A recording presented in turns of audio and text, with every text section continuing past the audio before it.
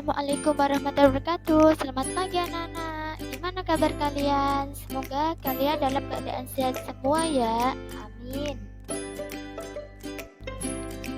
Oke, sebelum memasuki pembelajaran hari ini, saya akan memperkenalkan diri terlebih dahulu.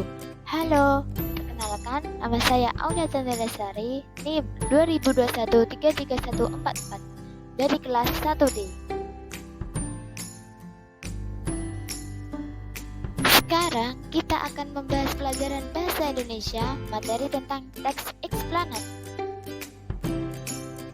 Apa sih pengertian dari teks eksplanasi? Teks eksplanasi adalah teks yang berisi penjelasan tentang sesuatu atau peristiwa yang terjadi di sekitar kita, seperti fenomena alam, sosial, dan budaya.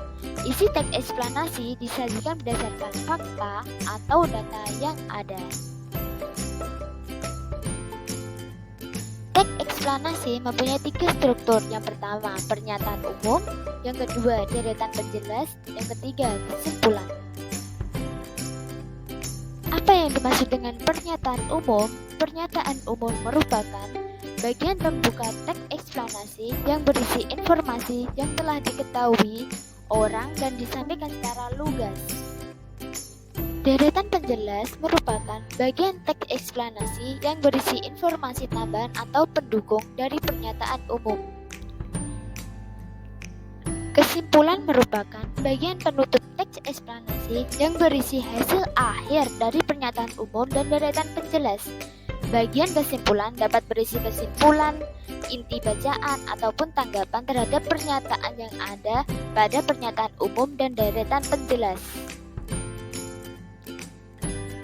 Bagaimana cara mengetahui informasi penting dalam teks eksplanasi? Yang pertama, membaca isi teks secara keseluruhan dengan seksama. Yang kedua, memahami setiap bagian teks eksplanasi. Yang ketiga, mencatat inti informasi dari setiap bagian teks, mulai dari pernyataan umum, deretan penjelas, hingga kesimpulan teks eksplanasi. Setelah itu, hal-hal apa saja yang perlu diperhatikan untuk membuat ringkasan? Yang pertama, membaca dan memahami isi teks secara menyeluruh. Yang kedua, menentukan gagasan utama setiap paragraf. Yang ketiga, menuliskan dan mengembangkan gagasan utama sesuai isi teks asli menggunakan bahasa sendiri. Yang keempat, membaca ulang ringkasan yang sudah dibuat sebelumnya agar tidak terjadi kesalahan. Sebelum membuat ringkasan, hal yang perlu dilakukan adalah memahami isi teks. Berikut cara memahami isi teks eksplanasi. Yang pertama, membaca teks secara keseluruhan dengan seksama. Yang kedua, menentukan ide pokok dan informasi penting setiap paragraf teks eksplanasi. Yang ketiga, mengajukan pertanyaan yang sesuai isi teks eksplanasi. Agar dapat memahami isi teks dengan baik, kamu perlu memahami makna setiap kata dalam teks dengan benar. Saat membuat ringkasan, hal pertama yang perlu diperhatikan adalah judul teks eksplanasi. Melalui judul biasanya akan mempermudah untuk menentukan topik yang akan dibahas dalam teks tersebut.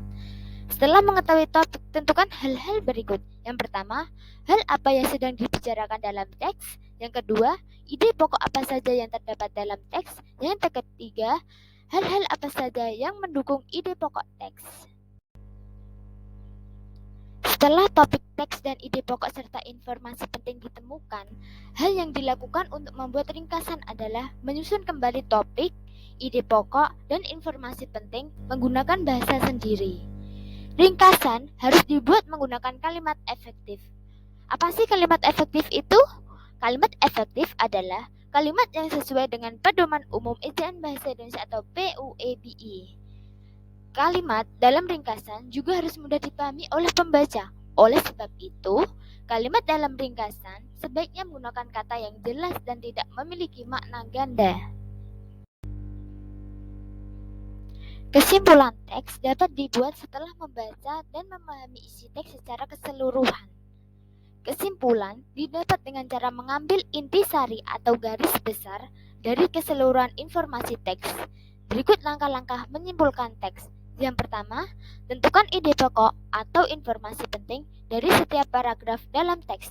Yang kedua, tuliskan semua ide pokok tersebut menggunakan bahasamu sendiri. Yang ketiga, berikan tanggapanmu atau pernyataan yang berkaitan dengan ide pokok yang telah ditentukan. Berikut adalah contoh dan struktur teks eksplanasi. Oke, pelajaran hari ini kita akhiri. Sekian, terima kasih, dan mudah-mudahan ilmu ini bermanfaat untuk teman-teman dan tetap semangat. Wassalamualaikum warahmatullahi wabarakatuh.